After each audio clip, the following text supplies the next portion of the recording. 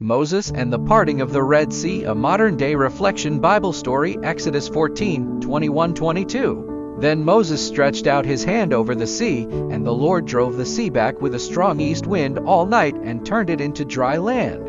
The Israelites were trapped between the Red Sea and Pharaoh's army. Fear gripped them, but Moses trusted God. At God's command, he stretched out his staff, and the waters parted, allowing the Israelites to walk through on dry land. When the Egyptians pursued them, the sea closed, drowning their enemies. Modern-day reflection, a woman's faith through job loss. Jessica had worked for the same company for 10 years when she suddenly lost her job.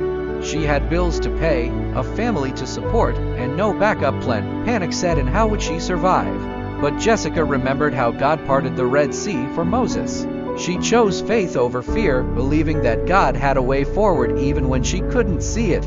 Instead of giving in to despair, she prayed, updated her resume, and applied for jobs. Weeks passed, and the pressure grew. Still, she trusted that God was making a way.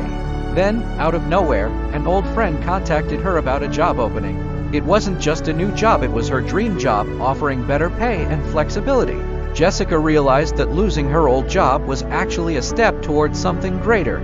Like the Israelites, she had faced an impossible situation, but God made a way where there seemed to be none. Lesson for today. Life often puts us in situations where we feel trapped. Faith means trusting that God can part the Red Sea in our lives and lead us to something better. Key takeaways.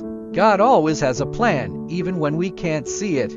Fear says there's no way, but faith says God will make a way. What seems like a setback can be a setup for something greater.